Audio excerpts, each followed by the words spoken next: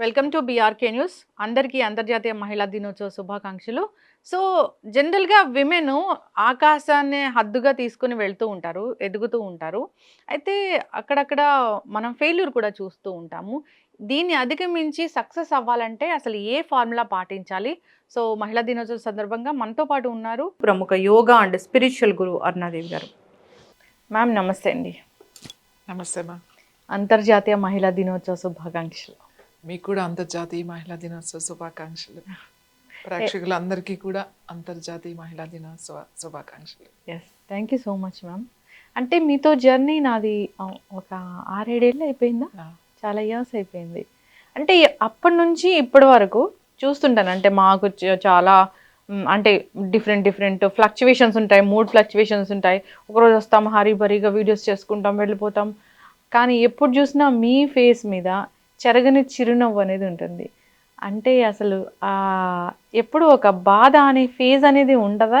ఎలా చిరునవ్వు అనేది మెయింటైన్ చేస్తారు ఇంటర్వ్యూలోకి వెళ్ళే ముందు? అసలు వెళ్ళే ముందు అని కాదు, ఇప్పుడు మా సాధనే అది కదా. యోగా అంటేనే దాని అర్థం ఏంటి అంటే శాంతి అని, అంటే పీస్. యోగా చేస్తే ఏం వస్తుంది అంటే ఫస్ట్ మీకు కావాల్సింది ఆ శాంతి అనేది వస్తుంది అన్నమాట. అంటే శారీరక శాంతి, మానసిక శాంతి, ఆధ్యాత్మిక శాంతి, లేదా ఆత్మశాంతి అని అనొచ్చమంట. అందుకే శాంతి శాంతి శాంతి అని అంటాం. పీస్ఫుల్గా ఉంటుంది కదా, పీస్ఫుల్గానే ఉంటాం. ఎస్. అయితే ఇది మాదాపూర్ లో ఉంది మీ యోగాశ్రమం. అసలు అది ఎప్పుడు స్టార్ట్ చేశారు మ్యామ్? నేను క్లాసెస్ స్టార్ట్ చేసింది 1990. 90లో అప్పుడు బర్కత్పురాలో ఉండేవాళ్ళం మేము. బర్కత్పుర చమన్ దగ్గర అక్కడ ఉండేవాళ్ళం.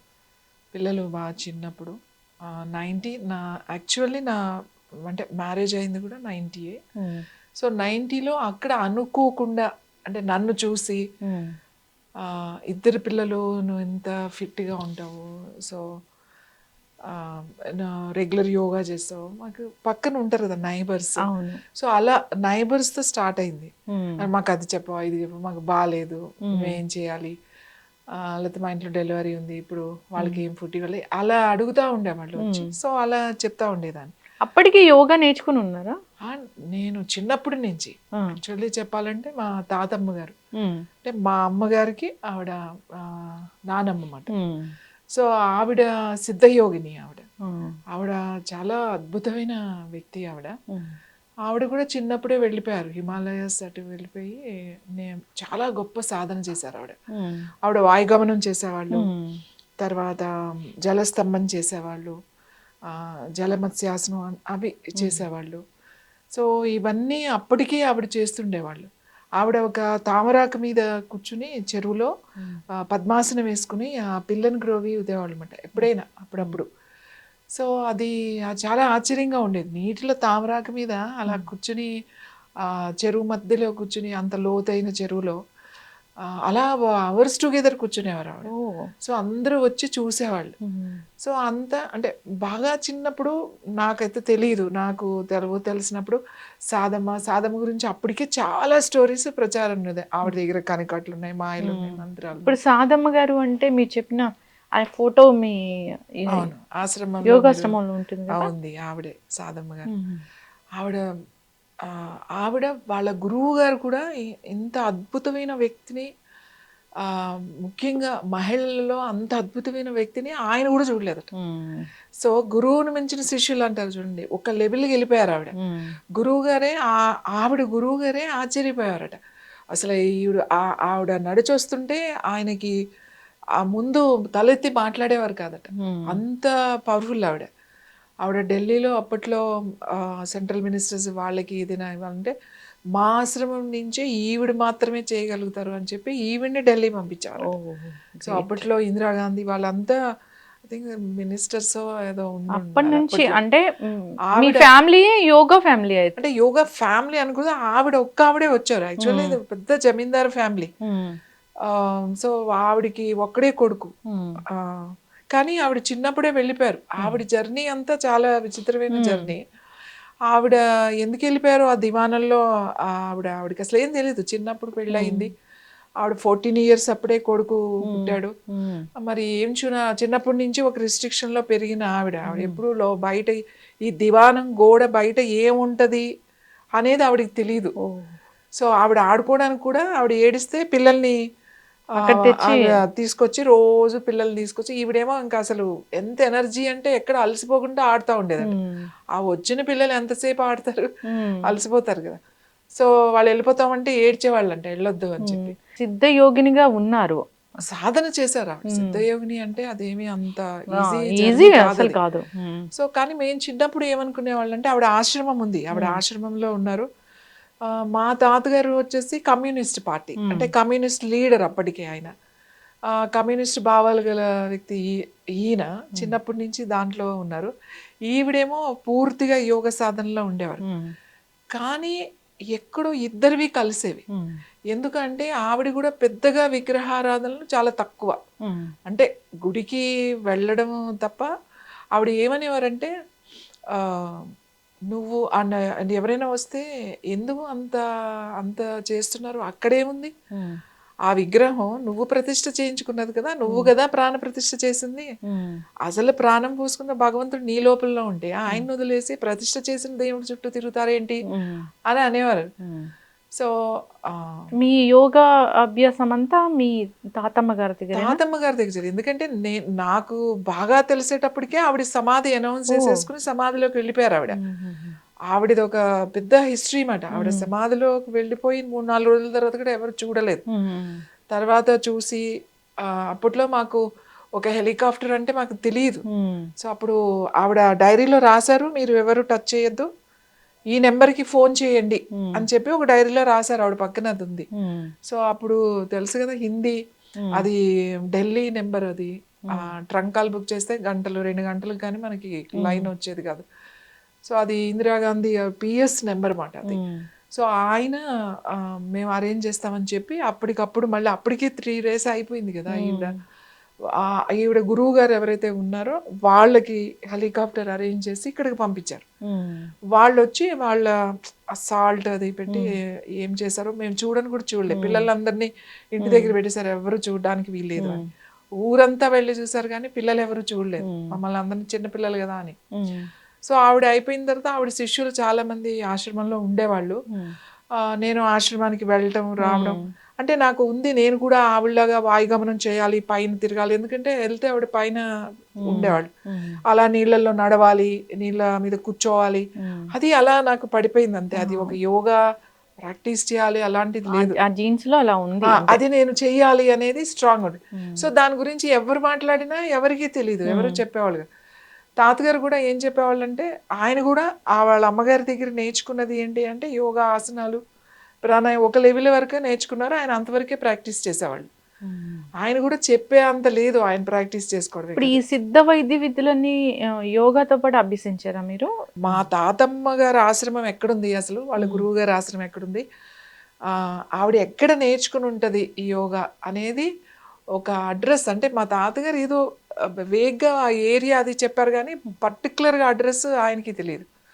సో నేను volleyball player, so volleyball player అయినప్పుడు ఇంటర్లో ఉన్నప్పుడు ఇక్కడ ఎల్బీ స్టేడియం స్పోర్ట్స్ హాస్టల్ ఉంది కదా, అక్కడ సెలెక్షన్స్లో నేను వెస్ట్ గోదావరి డిస్ట్రిక్ట్ నుంచి నేను సెలెక్ట్ అయ్యాను హాస్టల్కి. సో హాస్టల్లో నేను 2 years ఉన్నాను.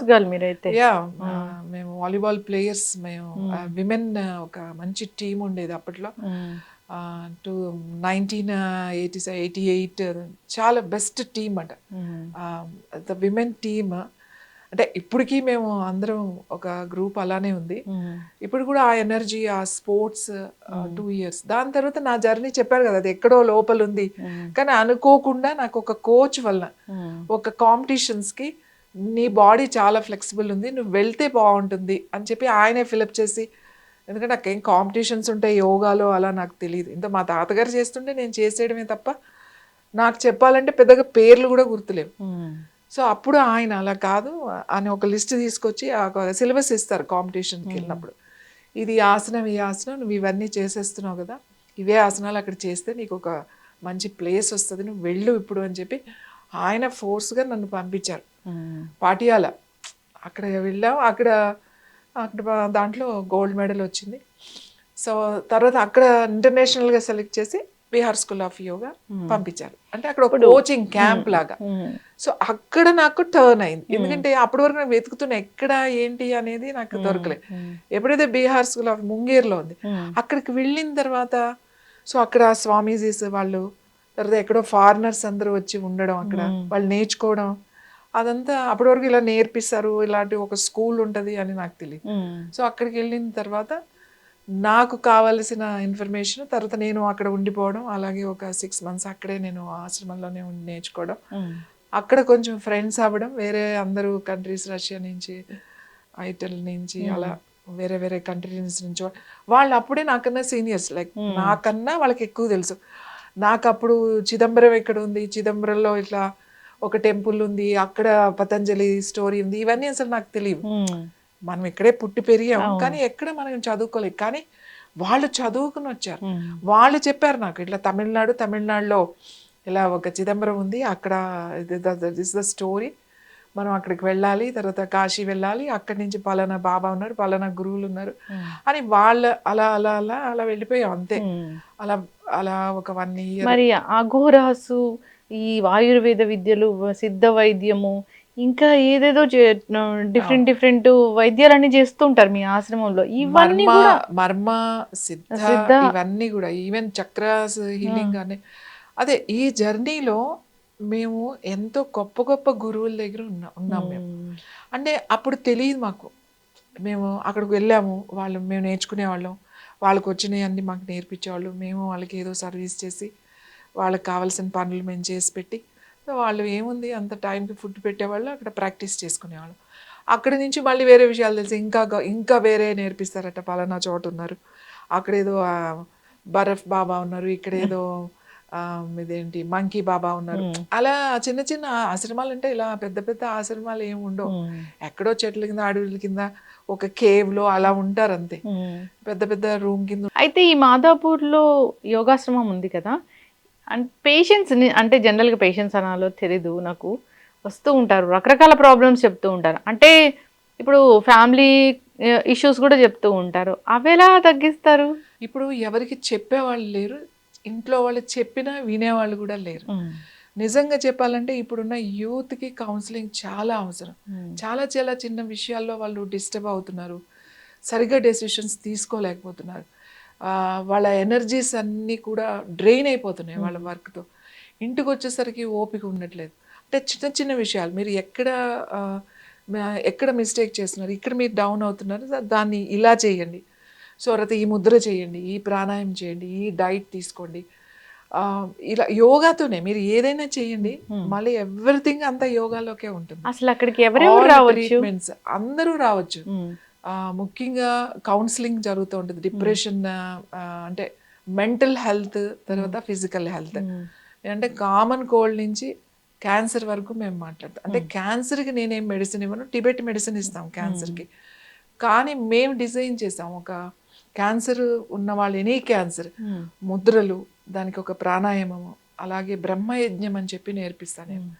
ఆ బ్రహ్మయజ్ఞం అనేది ప్రతి ఒక్కళ్ళు చేయాలి, సంధ్యావందనము వాళ్ళకి నేర్పించి ప్రతిరోజు ఇవి మీరు చేస్తే సెల్ యాక్టివేట్ అవుతుంది.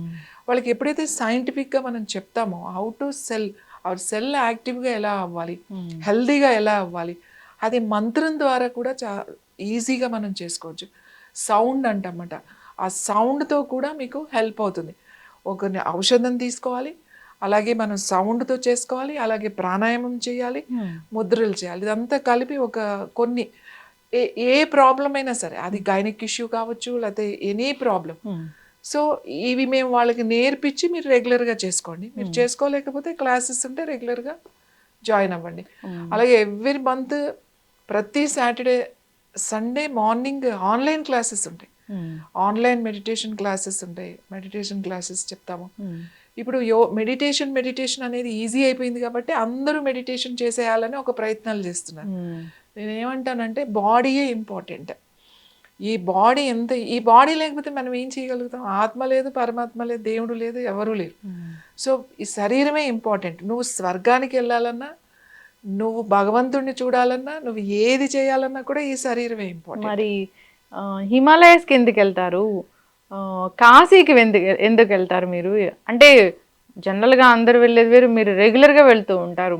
ఆ మణికర్ణిక ఘాట్లో ఇలా కూర్చొని ఆ ముందు సవాలు కాలుతూ ఉంటే అక్కడ ఏం చేస్తారు అసలు? అంటే అది ఒక స్థితి. ఇప్పుడు సాధారణంగా ఎలా ఉంటుంది అంటే ఏదైనా కొన్ని అబ్బా ఇది అసహ్యంగా ఉంది, అబ్బా ఇది చిరాగ్గా ఉంది అనే ఒక అభిప్రాయాలు వస్తాయి. అవును. ఇంకా శ్మశానం అనేసరికి మనకి ఒక భయంకరమైన స్టోరీస్ అన్నీ ఉంటాయి కాబట్టి అది అసలు చాలా భయపడిపోతూ ఉంటాం.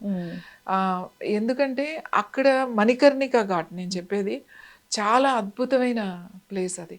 అంటే అందరూ వెళ్ళి చేయలేరు. నాకు అది అక్కడికి వెళ్ళి నేను కూర్చోగలిగినప్పుడు నేను ఒక ఒక ఆనంద స్థితికి వెళ్ళిపోతాను నేను.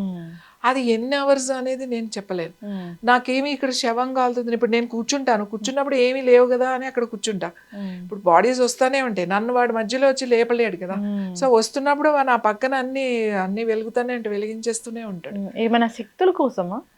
అలా అని ఎస్, ఎనర్జీ కోసమే చేస్తున్నా. అంటే మీరు అనుకున్నట్టు ఆగోరా ఆ శక్తులు అలాంటివి కాదు. సో నా ఎనర్జీ కోసం ఎంత ఎనర్జీ కావాలి అని అంటే రోజుకి కనీసం మార్నింగ్ నుంచి ఈవినింగ్ వరకు ఎంతో మందితో మాట్లాడుతూ ఉంటాం. సో నా దగ్గరికి వచ్చేవాళ్ళు కూడా జస్ట్ చూడడానికి వచ్చేవాళ్ళే ఎక్కువ ఉంటారు. మీ దర్శనం కావాలి, మీ దర్శనం అయితే మాకు సమస్య తగ్గిపోయింది, మీ ఒక్కసారి మిమ్మల్ని చూసి వెళ్ళిపోతాం అంతే అండి అని. ఎందుకు వచ్చారండి అని అంటే లేదు మిమ్మల్ని కలవాలి, కొంతసేపు కూర్చోవాలి అక్కడ, కొంతసేపు కూర్చుంటారు, కొంతసేపు ఏదన్నా టైం ఉంటే మాట్లాడతారు నాతో, లేకపోతే చూసి నమస్కారం చేసుకుని వెళ్ళిపోతారు. మరి ఇప్పుడు హిమాలయస్కి వెళ్ళినప్పుడు ఆ నాగ సాధువులతో ఎలా మాట్లాడతారు? అంటే ఇప్పుడు యాక్చువల్లీ మా ఎందుకు అంటే ఫ్రీక్వెంట్ గా ఎందుకు హిమాలయస్కి వెళ్తారు? అది కూడా అక్కడ మా తాతమ్మ గారు ఎవరైతే నేర్చుకున్నారో, మా తాతమ్మ గారి గురువు ఎవరైతే నేర్చుకున్నారో అక్కడ ఆశ్రమం ఉంది. సో నేను అది చాలా హై పీక్ లో ఉంది. మీరు అసలు మామూలుగా ఉన్న వాళ్ళు రాలేరు, ఎందుకంటే ఒక లెవెల్కి వెళ్ళిన తర్వాత మళ్ళీ ఒక 15-60 కిలోమీటర్స్ ట్రెక్కింగ్ చేయాలి. ట్రెక్కింగ్ చేసిన తర్వాత ఉంటుంది.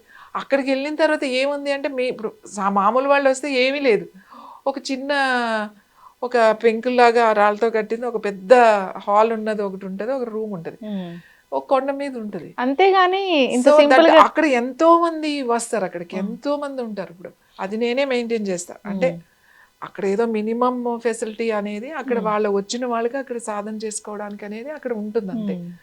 వాళ్ళు ఎప్పుడు వస్తారో ఎప్పుడు వెళ్ళిపోతారో అసలు ఏం చేస్తారో ఎవరికి తెలియదు. ఇప్పుడు అలాగే నాకు కూడా గురువు గారు ఉన్నారు, ఆయన కొన్ని సంవత్సరాలుగా బయటకు వస్తారు, ఆయన వయసు కూడా ఎవరు చెప్పలేరు. ఆయనతో మాట్లాడాలి అని అంటే నేను కనెక్ట్ అవ్వగలుగుతాను.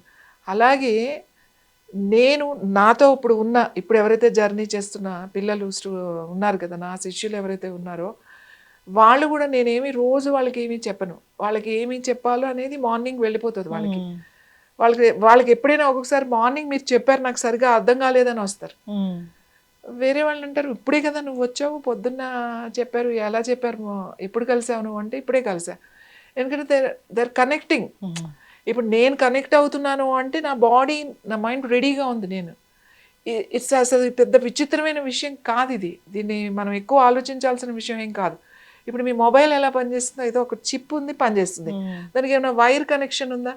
ప్రపంచంలో ఎక్కడో ఏది ఉన్నది మనం వీడియోలు కూడా చూస్తున్నాం, మాట్లాడేస్తున్నాం. అలా ఇంత అద్భుతమైన శరీరంలో, ఇంత మెదడులో ఇదే ఒక అంతరిక్షం అంటాము బాడీలో, దాంట్లో ఎన్ని ఎనర్జీస్ ఉన్నాయనుకుంటున్నారు? రిసీవింగ్ కెపాసిటీ ఉంది మనకి ఎటువంటి ఇది లేకుండా మనం ఎనర్జీ రిసీవ్ చేసుకుంటున్నాం కదా, వేవ్స్ని కూడా రిసీవ్ చేసుకుంటాం కదా. సో నువ్వు గనక నన్ను కనెక్ట్ అవ్వాలంటే నీ సాధన కూడా ఆ లెవెల్లో ఉండాలి. ఆ లెవెల్లో ఉన్నప్పుడు మీరు నాకు కనెక్ట్, మీరేం నాకు రోజు వచ్చి మీరు చెప్పాల్సిన అవసరం లేదు. మీరు ఎప్పుడైతే కూర్చుంటారో, నేను ఎప్పుడైతే కూర్చుంటానో, నేను మీకు ఇవ్వాల్సినప్పుడు నా స్టూడెంట్స్ ఉన్నారు వాళ్ళకి ఇవ్వాల్సిన ఏమైనా సజెషన్స్ అలాంటివి ఏమన్నా ఉంటే నేను చెప్పేస్తా, వాళ్ళకి అర్థమైపోతుంది, వాళ్ళు చెప్పేస్తారు. మా డిస్కషన్ ఎలా ఉంటుందంటే, మొన్న మీరు చెప్పారు కదా అది ఇలా చేసామండి, అది ఎందుకు అవ్వలేదు, మీరు ఒకసారి మాట్లాడతారా అని అంటారు. మేమేం అది కూర్చుని ఏమి మాట్లాడము, నేను చెప్తాను ఇక్కడ, వాళ్ళు కూర్చుంటారు కాబట్టి వాళ్ళకి వెళ్ళిపోతుంది అది.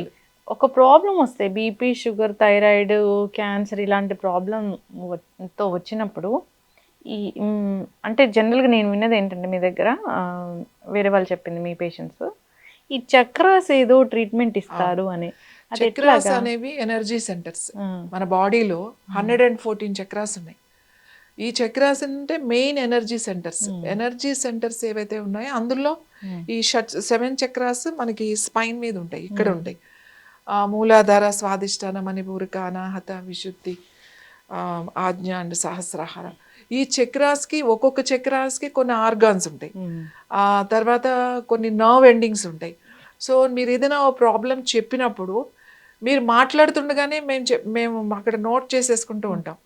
ఏ చక్ర యాక్టివేట్ చేయాలి, ఏ చక్రకి ఏం చేయాలి, ఆ చక్రాన్ని యాక్టివేట్ చేయాలంటే మీరు ఆలోచించే విధానాన్ని బట్టి మీకు అసలు ప్రాబ్లం ఏముందో కూడా మేము చెప్పగలుగుతాం. ఎందుకు అని అంటే మాకు ఆ కనెక్ట్ మాట ఆ చక్ర. సపోజ్ మూలాధార చక్ర యాక్టివేట్ లేదు అనేది ఎలా చెప్తాం? సో స్టేబుల్గా లేరు, స్ట్రాంగ్గా లేరు, కాన్ఫిడెన్స్ లెవెల్స్ లేవు, భయంతో ఉన్నారు.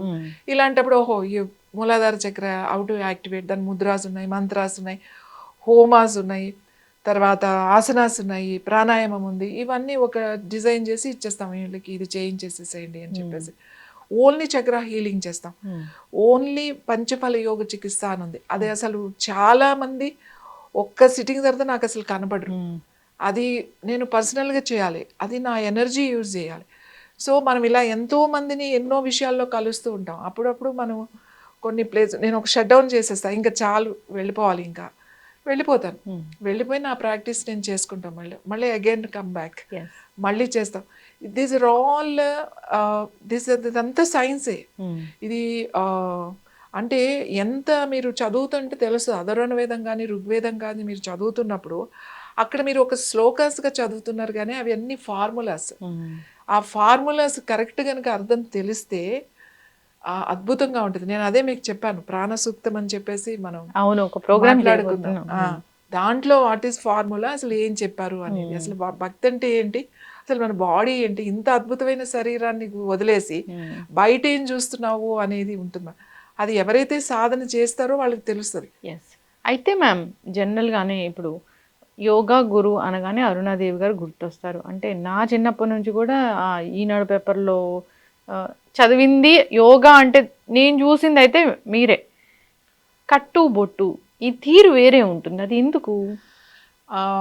యాక్చువల్లీ చెప్పాలి అని అంటే ఇది ఈ సారీ అనేది మా తాతమ్మ గారి స్టైల్. అంటే చాలా ఇయర్స్ నేను ఇప్పుడు దూరదర్శన్లో చేశాను, ఈటీవీ చేసా, మా టీవీ చేసా, జెమినీ టీవీ, అవన్నీ ఎప్పటి నుంచో నేను 25 ఇయర్స్ నుంచి నేను మీడియాలోనే ఉన్నా. అంటే మీడియాలో అంటే ఏదో ఒక దాంట్లో ఉంటూనే ఉన్నా. సో అప్పుడు తర్వాత అప్పుడేమో నేను అట్లా ఇలానే ఉండాలి అనుకుంటే, ఇంత చిన్న పిల్లవు ఏంటి ముసలమ్మలాగా అసలు అని ఇంట్లో అసలు అంటే ఒప్పుకోలేదు. చాలా ఇయర్స్ అసలు ఒప్పుకోలేదు. తర్వాత ఈ చీర అనేది మా తాతమ్మగా ఆవిడ స్టైల్ ఇది. తర్వాత నేను కట్టిన ఇప్పుడు చాలా మంది, ఇప్పుడు మీరు చూసారో లేదో, ఈ చీర నేను ఇన్ని సంవత్సరాల తర్వాత ఇప్పుడు అందరూ కట్టుకుంటున్నారు. ఇప్పుడు ఎయిర్పోర్ట్ రెడీమేడ్ డ్రెస్సులు కూడా వస్తున్నాయి, ఇలా స్టిచ్ చేయించుకునే వాళ్ళు ఉన్నారు. సో నాది ఏంటంటే నాకు హ్యాండ్లూమ్ తప్ప నేను వేరేది ఇది కాదు. సో ఇలానే మన పద్ధతి, మన నారాయణపేట, లేకపోతే మన మంగళగిరి, లేకపోతే మన పొందూరు, సో చాలా ఉన్నాయి. అన్నీ ఏవైతే ఉన్నాయో ఎవరైనా సరే హ్యాండ్లూమ్ అంటే నాకు హ్యాండ్లూమ్స్ వాళ్ళే తీసుకొచ్చి ఇస్తూ ఉంటారు, ఇది మీకు బాగుంటుంది అని చెప్పేసి. హైట్ కాబట్టి అది స్పెషల్గా ఒక 6 meters పైనే ఉండాలి నాకు చీర కావాలి అని అంటే. ఒక్కటి గుర్తుపెట్టుకోండి, ముఖ్యంగా మహిళలకు చెప్తున్నా, మనం వేసుకునే బట్టలను బట్టి మనకి ఒక రెస్పెక్ట్ అనేది వస్తుంది. అది ఏదైనా సరే, ఏ రంగులున్నా ఏదైనా సరే. చాలా వరకు ఒక మనిషిని ఇలా చూడగానే మీకు ఏం నచ్చుతుంది, మీరు అసలు మాట్లాడలేదు వాళ్ళతో, వాళ్ళు ఎవరో కూడా తెలియదు. ఇప్పుడు నేను వెళ్ళి ఎక్కడో ఎయిర్పోర్ట్లో ఉంటా కదా, జర్నీ చేస్తున్నప్పుడు అప్పుడు ఎంతమంది వచ్చి నాతో మాట్లాడతారు, వాళ్ళు ఎవరో కూడా నాకు తెలియదు. వస్తారు దగ్గరకు వచ్చి, అమ్మ నమస్కారం అని చెప్తారు, మీ చీర చాలా బాగుంది అని చెప్తారు, ఇది ఎలా కట్టుకున్నారు, ఇది రెడీమేడా అని అడుగుతారు. అందరూ వచ్చి నాకు ఫస్ట్ నమస్కారమే చెప్తారు. ఎవరైనా వచ్చి హాయ్ అని ఎవరు అనరు కదా. అంటే ఆ నమస్కారం అనేది వచ్చి చెప్పేస్తారు, నమస్కారం అమ్మా అని చెప్పి మాట్లాడతారు, లేకపోతే ఆ చెప్పన్నా వెళ్ళిపోతారు. ఇది ఫస్ట్ నేను ఎవరో వాళ్ళకి తెలియదు అసలు. నేను ఇప్పుడు ఎక్కడున్న వాళ్ళు ఎవరు ఎలా తెలుస్తుంది, కానీ నాకు రెస్పెక్ట్ ఎలా ఇచ్చారు. నా బట్టలను బట్టే ఇచ్చారు. అవును. వాళ్ళకి అసలు నమస్కారం పెట్టాల్సిన అవసరం ఏముంది నేను తెలియకపోతే, కానీ వాళ్ళకి అనిపించింది. వాళ్ళకి ఎందుకు అనిపించింది? ఇలా చూసి వాళ్ళకి అనిపించింది. Yes. సో ఈవిడ ఏదో స్పిరిచువల్లో లేకపోతే ఏదో స్పెషల్గా అని చెప్పి పెట్టారు. సో మన బట్టలు అది ప్రజెంట్ చేస్తుంది. ఇంకోటి, నేను ఫస్ట్ నుంచి మా తాతమ్మ గారిని నేను ఫాలో అవుతాను కాబట్టి ఆవిడదే నేను ఫాలో అవుతున్నా. ఇవాళ ఇది అరుణి యోగా డ్రెస్గా ఇది జనాల్లోకి వెళ్ళిపోయింది. ఇది అరుణి యోగా. ఇప్పుడు వేరే వాళ్ళు ఎలా కట్టుకుంటున్నా ఇది అరుణి యోగా శారీ కదా అని చెప్పి, ఒక ఊరు వెళ్తే ఆ ఊర్లో మీ అరుణి యోగా శారీస్ పలానా షాప్లో దొరుకుతున్నాయి అని చెప్పారు చీరాల్లో. అరుణి యోగా శారీసా, అవేం శారీస్ అంటే ఇట్లా మీ శారీసేనండి అని. నేను వెళ్ళాను, వెళ్ళి ఇలా అరుణియోగ శారీస్ కావాలంటే వాళ్ళు ఫస్ట్ నేను అంత పట్టించుకోలేదు. తర్వాత వాళ్ళు చూసి అరుణియోగ శారీస్ అంటే నారాయణపేట చీరలు, ఆ 6 మీటర్స్ శారీస్ వాళ్ళు అరుణియోగ శారీస్ అని అమ్ముతున్నారు అన్నమాట. అంటే అంతలాగా ఈ చీర వెళ్ళిపోయింది. అవును, కరెక్ట్ మ్యామ్. సో అంటే ఆ పాతలోనే ఉన్నాం కాబట్టి ఇప్పుడు ఫస్ట్ లో అసలు విమెన్ అనేది ఎక్కడ చూసినా విమెన్ అనేది అన్ని రంగాల్లో ఉంటది కదండి. అలానే యోగాలోనే కూడా ఉంది. ఎక్కువ ఏదైనా మాట్లాడినా మెన్ డామినేటింగ్ అనేది మాకు ఉంటది, ఇక్కడ కూడా ఉంటది. కానీ నేను చెప్పాలి అనుకున్నది నేను చెప్పేస్తాను. అవును. నేను చెయ్యాలి అని మనకు ఒక సంకల్పం ఉన్నప్పుడు, మనకు ఆ నాలెడ్జ్ ఉన్నప్పుడు, నాకు ఆ సాధన ఉన్నప్పుడు ఎవరు ఆపలేరు, ఎవరు ఏమి చేయలేరు కూడా. మీరు అలా ఎప్పుడు సక్సెస్ అవ్వాలంటే ఈ చిన్న చిన్న వాటికి బాధపడ్డాలు, సూసైడ్ చేసుకోవడాలు చాలా చూస్తూ ఉన్నాము. ఆమె స్ట్రాంగ్గా ఉండాలి, సక్సెస్ అవ్వాలి అంటే ఫైనల్గా ఏం చెప్తారు మ్యామ్? సక్సెస్ అవ్వాలి అని అంటే ఫస్ట్ మనం నేను వెనక్కి చూడకండి అంట, జరిగిపోయిన వాటి మీద వెళ్ళకండి. మనం చేసే క్రమంలో ఒక్కొక్కసారి మనం చేసే చిన్న చిన్న పొరపాట్లు చేయొచ్చు, లేకపోతే మిస్టేక్స్ ఉంటాయి డెఫినెట్గా.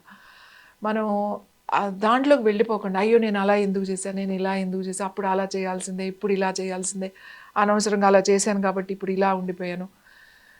ఇది అన్ని విషయాల్లో, ఈవెన్ రిలేషన్ విషయంలో కూడా. సో నేను ఏమంటానంటే, మీకు అది మిస్టేక్ అని అన్నప్పుడు దాన్ని సరిదిద్దుకోండి, కానీ అలానే ఎందుకు చేశాను అనేది వెళ్ళిపోవద్దు. నేనే బాధపడుతున్నాను అని అనుకోవద్దు. మీరు బాధపడుతున్నారు అంటే మీకు తోడుగా చాలా మంది ఉన్నారు. సో ఊరికే ఆవేశంలో మీరు వేరే నిర్ణయాలు తీసుకోవద్దు. ఒక సమస్య వచ్చినప్పుడు మనకి ఎక్కడ మనకి డోర్స్ కనబడవు, అంత చీకటిగానే అనిపిస్తుంది, ఎలా వెళ్ళాలో కూడా తెలియదు. అలాంటప్పుడే సహనంగా మీరు జస్ట్ టైం తీసుకోండి, ఓపిక పట్టండి. ఓపిక పడితే ఖచ్చితంగా మీకు మీ లోపల ఆలోచనలు మారుతాయి.